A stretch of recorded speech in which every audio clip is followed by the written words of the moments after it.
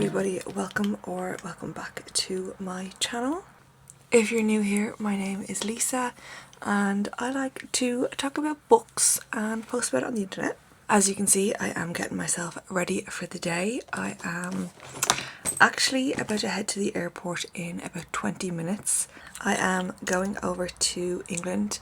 My fiance is English, he's been there for a couple of weeks and I'm joining him for a few days and then we're both coming back together because then we go on holiday. When I am in England, it is super chill. My in-laws take really good care of us. They do all the cooking, all the everything really. And because of that, theoretically, I should have a lot of time for reading. But sometimes I find myself spending my time in England just scrolling. So I decided I really want to challenge myself this time to try and read a bit more. So today it's Tuesday morning and we actually come home on Thursday afternoon, so I'm not there for very long.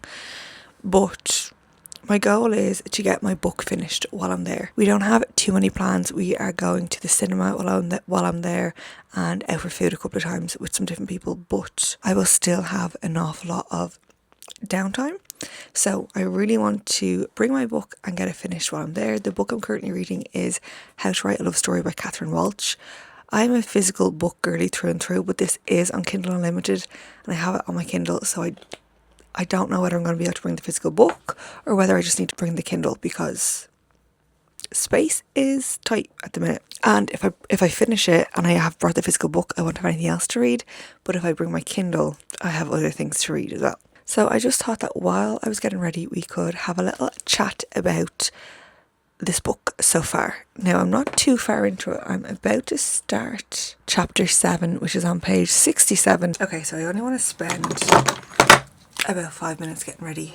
Before going into this book, I knew that we had a main character who was Irish. It's set in Ireland, which is kind of the reason I picked it up. Sometimes books set in Ireland are hit and miss for me. For example, I really didn't like Normal People. Even though that's like a massive book and was made into a TV show. I even tried to watch a TV show and I didn't love that either. But I do quite like to give things a go when they are set in Ireland, and particularly because this is written by an Irish author, so I wanted to support her too. So Ciara is a female main character and she lives in County Kerry in Ireland. And Ciara's dad was a really popular fantasy author and he was the author of like a massive series. I feel like maybe not now, but maybe like the popularity of Harry Potter when it was first released. Like I know people have like issues with it now, but I remember at the time when that was being released, like queuing up in shops for a midnight release and stuff, and then when it was picked up as a movie it was massive, and that's kind of the vibes I get. And from what I can tell is he released 9 books, but there was always supposed to be 10 books, and his like dying wish that his daughter Ciara would finish the series for him, that she would write the very last book in the series after he died. That's kind of where we are. She was once an author. She wrote, I think it was like crime or like mystery thriller or something along those lines, but that was like in another life for her. She wrote under a pen name, and then when people found out who she was, she kind of quit writing. I think the pressure of being Frank Sheridan's daughter was just too much, so she quit, I think.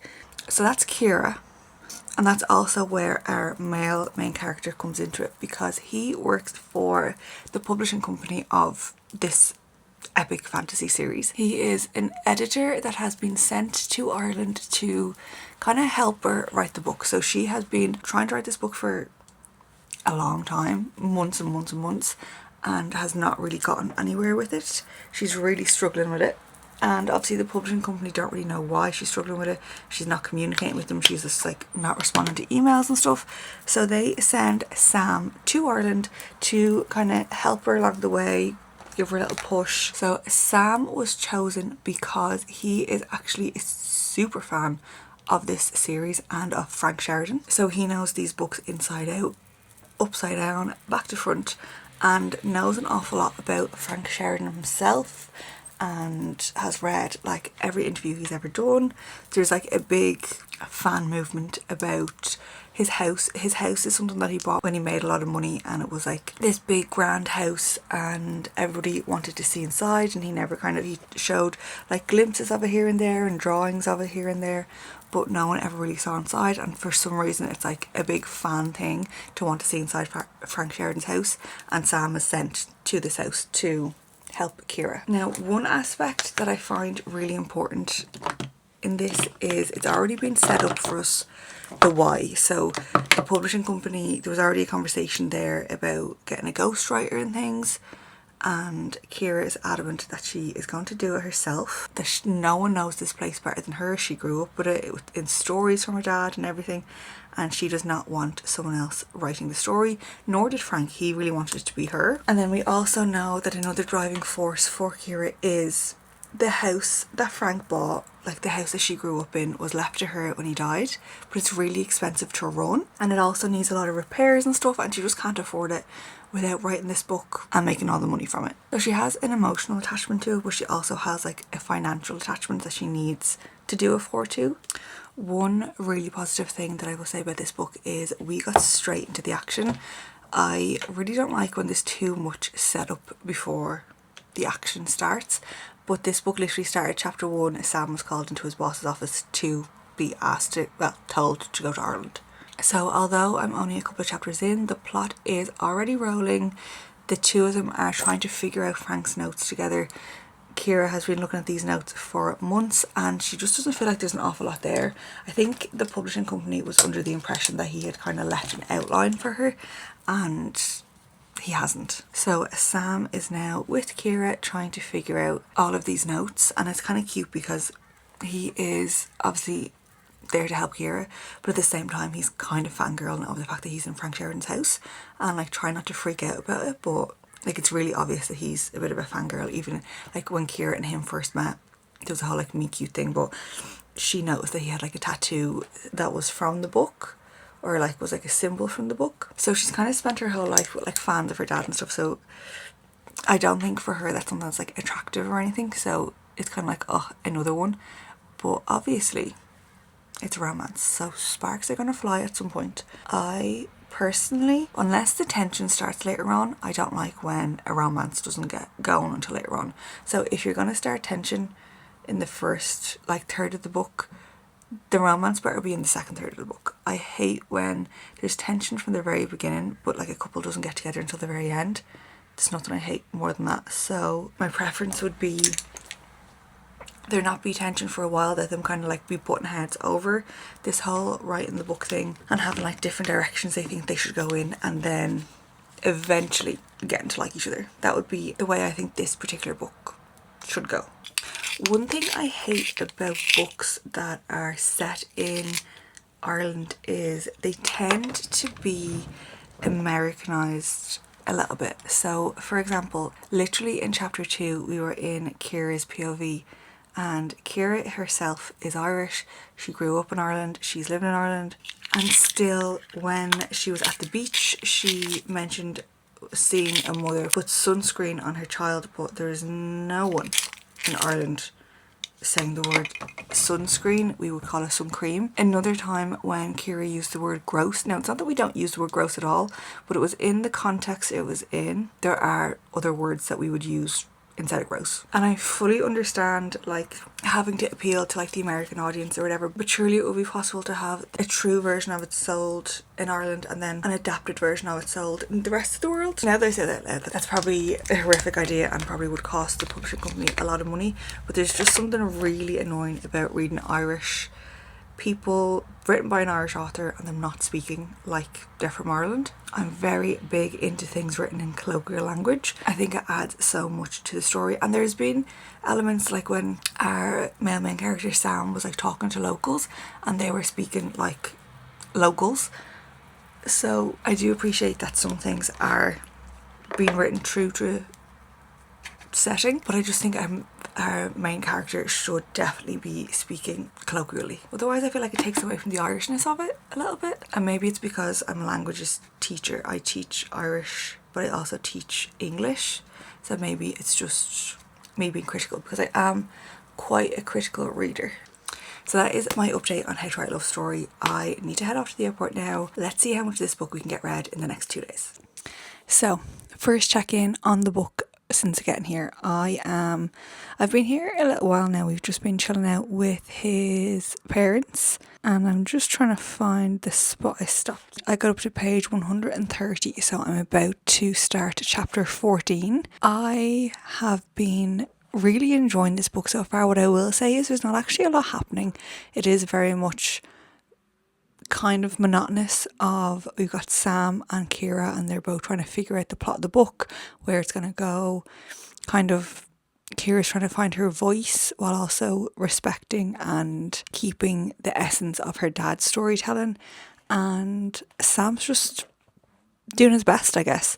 What I really like is we are 130 pages in, and there's no sign of romance yet, but there's also no sign of like tensions or like even attraction, really. I think there's been one mention of attraction, not even attraction, but just like noticing the other person in that way so far in this book, which I like, because if you're not going to get into the romancy part, don't bring it up and start.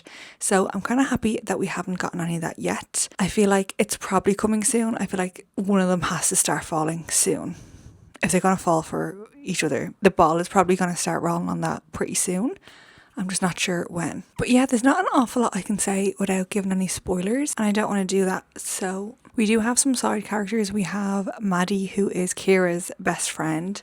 And then we also have Ronan, who is the guy who runs the pub. So Sam is staying in a room above a pub in this town, and Ronan runs the pub, but he kind of comes off a bit gruff when Sam first meets him, but they're kind of sparking up this kind of friendship now, which is lovely. And you can kind of see this is very much small town vibes, but like Irish small town, which I feel is different than some of like the American small town things. So it's like everybody knows each other, everybody knows each other's business, and that's like reflected in this book. Kira makes a comment about how she can't possibly date in this town because she's related to half the people that are there, which is just very quintessentially Irish. There's a nice little found family vibe for Kira with Ronan and a local farmer as well. They're like looking out for her and have her best interests at heart. But that's also very small town Irish, just like looking out for each other and those kind of things. Sam is learning a lot about kind of Frank and the writing of the book and the creating of the world. And he's like learned that the layout was based on this small town this is set in, and just little things like that he didn't know, that no one had ever talked about before.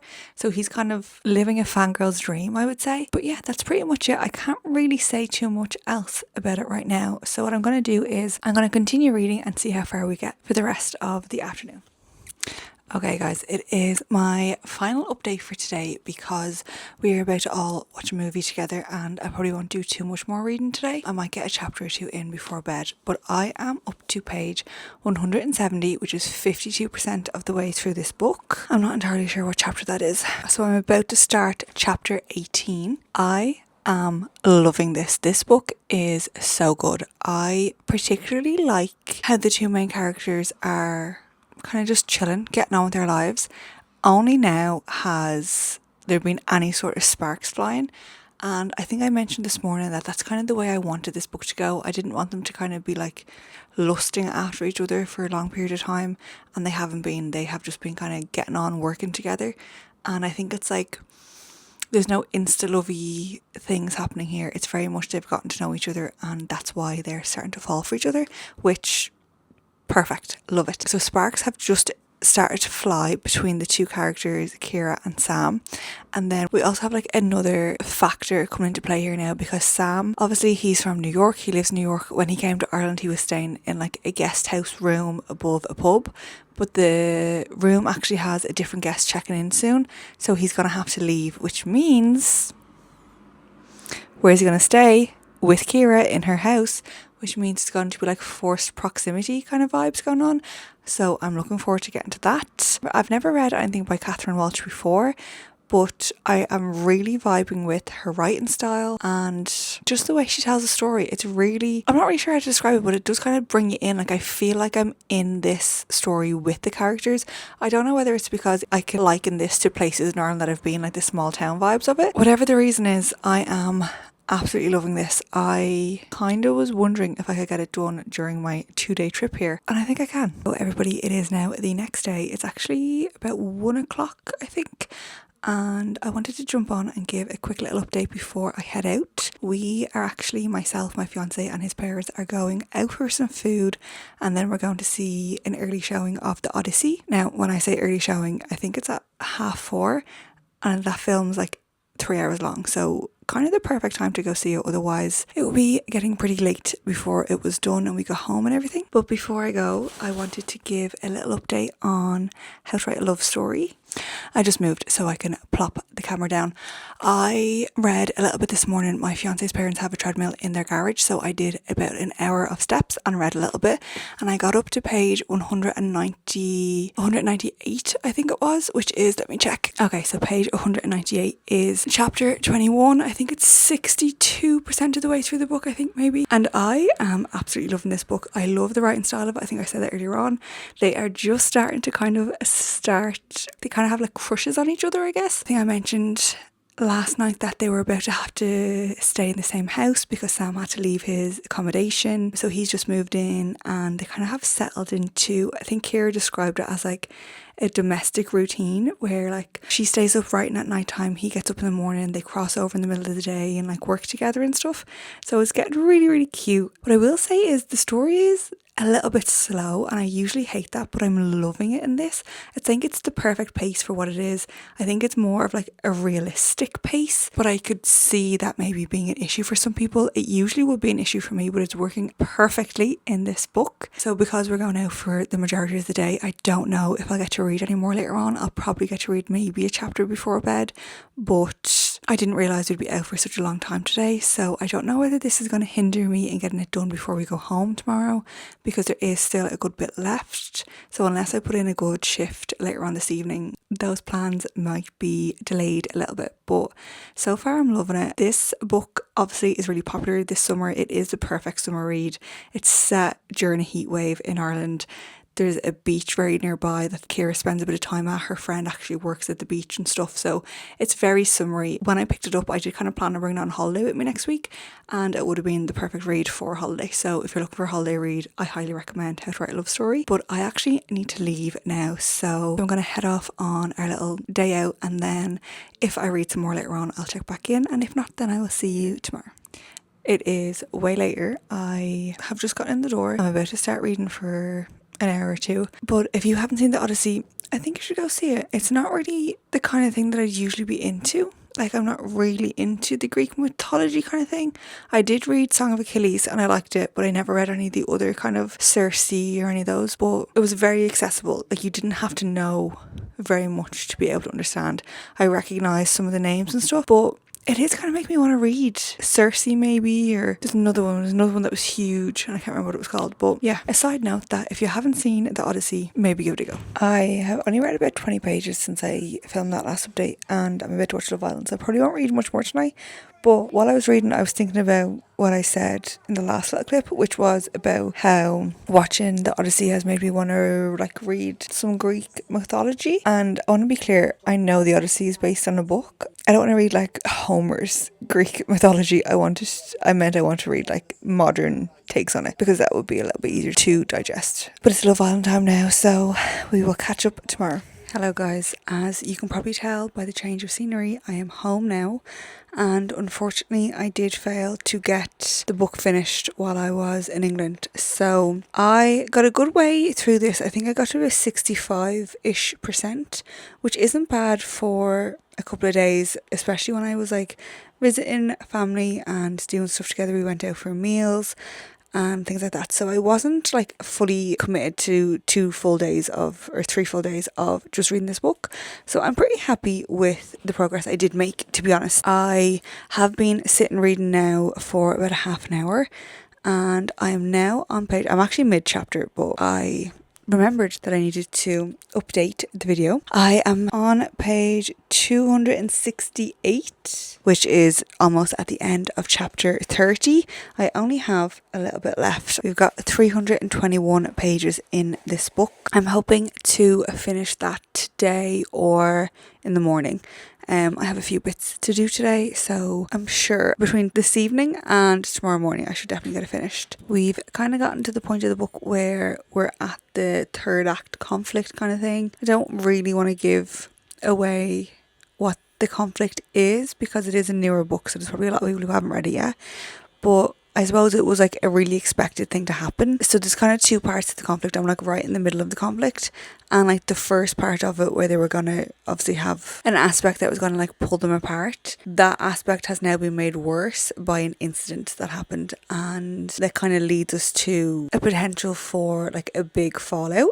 I'm like right in the middle of it, like I don't really know how either party is going to deal with it. It's one of those things that this conflict actually makes a lot of sense for the story that's happening in it, so it's not like a random third act breakup just for the sake of it. It is something that was kind of always going to happen, and now it's just how they deal with it is going to be the telltale sign of whether they'll work out, they'll end up together, all those things. That's pretty much it. Again, my opinions are all the same. I'm really enjoying the story, really enjoying the writing style. There is nothing too crazy wild out of the blue happening in it. It's all fairly like realistic to the plot, which I really like. But yeah, I suppose it's kind of funny how it's written in like a heat wave. There's a heat wave in Ireland happening in it, and now the mood's kind of changing, the heat wave's coming to an end, and like there's storms on the way, and it's like kind of poetic. It's like obviously it's pathetic fallacy, but yeah, I'm going to sit and read for a little while before I need to go and do some cooking and hopefully get this book finished.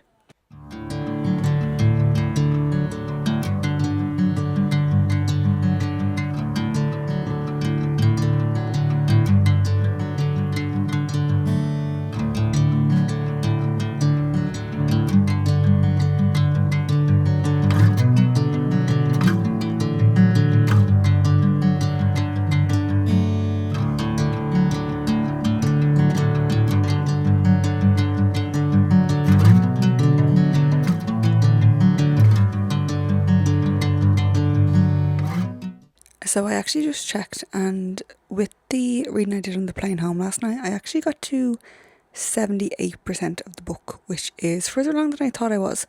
And with the reading I've just done now, I'm now on 88% of the book, so I've only 12% left. I am going to stop now because I need to go and cook some dinner, but I should get that 12% finished tonight, and if not, in the morning. I had literally just filmed the clip where I said that nothing out of the blue was happening, and something a little bit obscure happened in like Kira's life, and it's not that it's like outrageous and could definitely never happen, but it's just something that I feel like was like an easy thing to happen in order to cause a drama that could then lead to a reconciliation.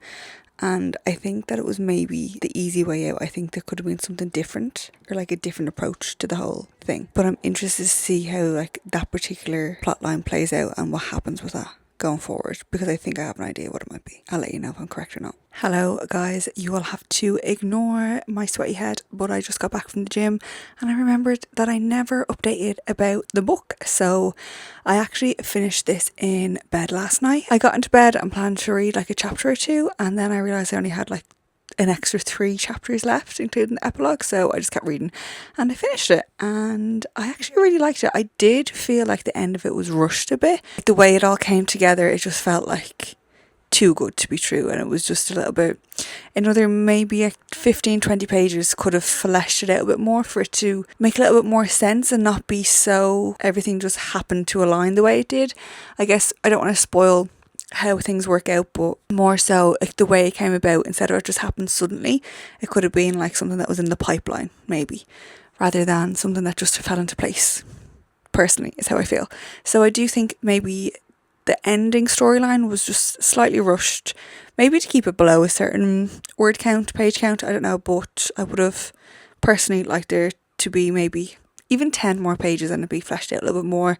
And the epilogue was nice. The epilogue kind of left it off on, not a mystery because you do kind of know what's about to happen, but like a ... type situation. I feel like there's definitely room for there to be like an interconnected standalone following Kira's friend Maddie maybe and her journey, because she is kind of in her own situation, and I feel like that could be an interesting addition that I would potentially be interested in reading. But yeah, overall I really enjoyed the book. I enjoyed many aspects of it. There were a couple of things that I didn't love, as I said, the ending. There were also a couple of phrases and words used particularly by Kira who was the Irish girl in it, that I felt like were too Americanized for this setting. I ended up giving it 4 stars, and I'm going to look into Catherine Walsh's other reads. I know she definitely has a couple of books released previously, and I would imagine because this book has been so popular this time that she'll have many more to come. So yeah, I didn't really complete the goal that I'd set myself by finishing this book in 3 days, but I finished it quite quickly, which is still a bonus, and it brings us to 5 books finished in July. I just have one more to reach my goal. My goal is 6 books every month of the summer, and I've already reached my reading goal for the year, which was only 30. I kept it low because last year I had a really bad year. So everything I read now is a bonus. So this brought me to 31, and I have a arc from Netflix. I have an arc from NetGalley on the go right now, so that one would be 32. So yeah, everything is a bonus at the moment, and I'm heading away on holiday on Monday, which means I will obviously have lots of reading time, so I will definitely surpass my goal of 6 books this month, so I'm really excited about that one. But that brings us to the end of today's video. If you watched all the way to the end, thank you very much. If you enjoyed this video, please don't forget to like and subscribe to my channel so you don't miss any future videos, and I will see you in the next one.